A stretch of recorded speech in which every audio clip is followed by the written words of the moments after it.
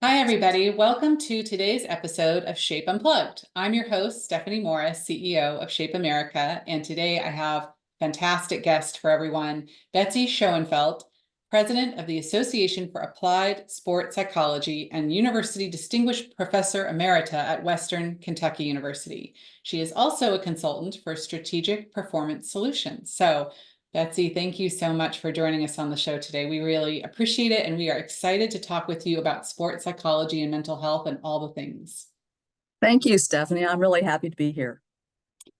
So I had the opportunity, of course, to meet you in person at the Joint Commission on Sport Medicine and Science annual meeting, and I really enjoyed learning from you about the Association for Applied Sports Psychology. Can you share a little bit with our listeners about the mission and work of your organization? Sure. The Association for Applied Sports Psychology, which is also known as AASP, is the premier and the largest sport and performance psychology professional association in North America with 3,000 plus members.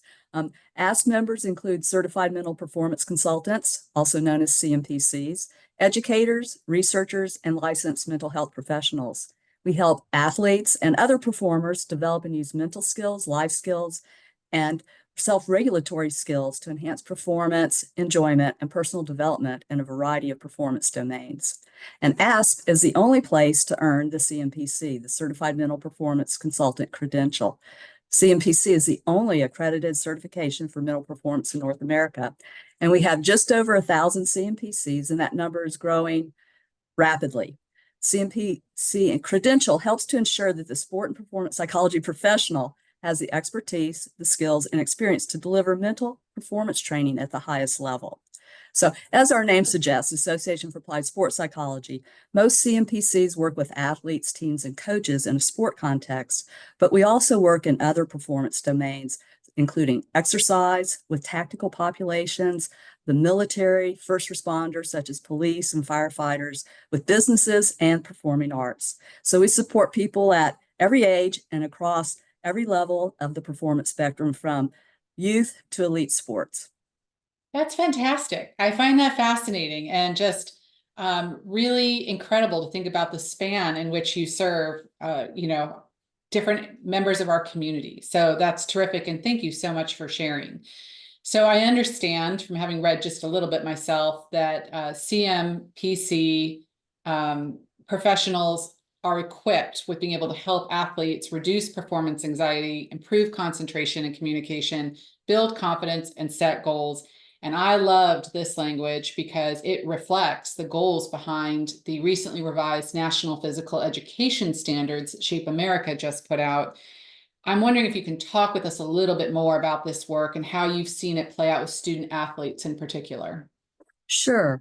Well, CMPCs work with athletes to help them develop what I call a toolbox of mental skills based on the science of performance excellence. Mental skills are cognitive skills that involve thinking and using our mind to enhance performance. For example, what we tell ourselves about a situation and our ability to deal effectively in that situation greatly influences our performance, either in a negative way or in a positive way. And this points to the importance of what we call the mind-body connection, that our body responds to what our mind is thinking. Importantly, the body responds to the verb, the action, not the do or don't.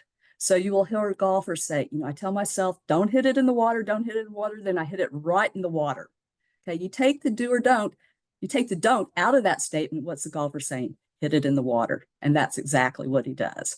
So this points to the importance of using positive self-talk, focusing on what you want to accomplish. So keep the ball on the fairway rather than the negative, not in the water. What is it you want to accomplish? It's as simple as saying, keep your eye on the ball, and avoid saying, don't take your eye off the ball. The bottom line's the same, but in terms of the mind-body connection, we want to state things in the positive. And we call this positive self-talk, and it's probably the most foundational of all mental skills. Positive self-talk naturally combines with focus and confidence, so these skills are often addressed together. Another critical cognitive skill is motivation. And in my opinion, the second foundational mental skill is goal setting. Goal setting is a relatively straightforward motivational technique that has a big influence on where we focus our efforts, persistence on a task, and accomplishing short and long-term objectives. Other mental skills include imagery or visualization, which many athletes find to be very useful.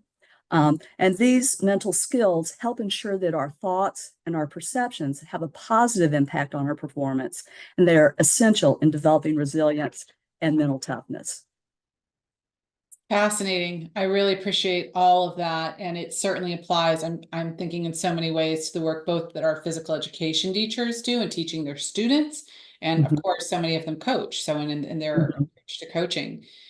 So I had the opportunity to read a recent blog published by your organization on the importance of self-awareness as a way to become more skilled in goal achievement and resiliency when things are tough. And this also resonated with me and reminded me of one of the new national standards for physical education, Standard 4, which states that develops personal skills, identifies personal benefits of movement, and chooses to engage in physical activity. Can you talk with us a little bit about how self-awareness or other concepts in psychology can be meaningful to student athletes? Yeah, I think here we can talk about developing confidence, resilience, and mental toughness. Control is the essence of mental toughness and resilience. And in a competitive situation, there are many things we can't control. We can't control the referees, the umpires, whether we're home or away, the weather, fans, competition, even your coach. But the one thing we should be able to control is ourselves, how we respond to the situation.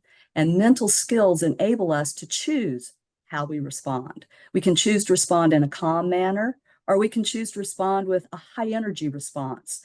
But the important thing is that you determine how you respond. So staying in control enables one to be resilient, and that's the essence of mental toughness. And so confidence is also a key construct here. Confidence develops over time through a combination of positive self-talk, positive thinking, and success experiences. Confident athletes consistently use constructive thinking to focus on and benefit from their successes and to minimize errors and losses. An error is thought of an exception to my typically good performance, and we have the expectation that I'm going to perform well. So this mindset will help build resilience. It's the ability to overcome challenges, to adapt in the face of adversity, and to quickly recover from setbacks and difficulties. So there are certain mental skills that are kind of key for resilience. First is positive self-talk, okay, and an optimistic explanatory style. Okay, that's a psychology term for sure. Optimistic explanatory style, but essentially it means a can-do attitude, focusing on what you can do. Error-based learning to develop problem-solving skills. After action reviews so that we can learn from both good performance and poor performance. Intentional practice that involves goal setting, feedback, coaching, and directed practice over many repetitions to develop automaticity in key skills so that they will be resistant to the effects of stress and fatigue. So there will be challenges when we're competing. Learning to expect the unexpected and developing the resilience to deal effectively with each challenge will make success much more likely. Fascinating and fantastic. I think that, everything that you were describing not only applies to student athletes, but we're talking about life skills here, right? Life Exactly, yes. skills, teenagers, kids, students, and adults. So that's all fantastic. I really love it. Betsy, thank you so much again for being a guest on our show today. I can't tell you how much I appreciate your time and your willingness to come on and talk about all these really important concepts. Any last words for our audience? Well, I just want to remind people that CMPCs can help athletes develop an array of mental skills that will provide the tools needed for resilience and mental toughness in difficult situations. And I will also point out mental skills require practice, just like other skills.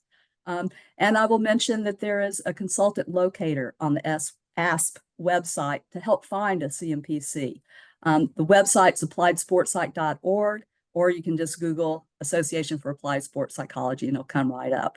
And also, if you're interested in a good book to learn about mental skills, I will recommend this one, Mental Skills for Athletes, a workbook for competitive success. I am the author, and it is a self-help book. So it's instructional and it has worksheets in it. So it can help you build any of the mental skills that we discussed today. And I want to thank you for this opportunity to chat with you about the Association for Applied Sports Psychology and Certified Mental Performance Consultants. Oh, well, it's us who thank you, Betsy. And what a great resource. I'm so glad you mentioned the book. We'll be sure to post a link both to the association and to the book when we post this podcast.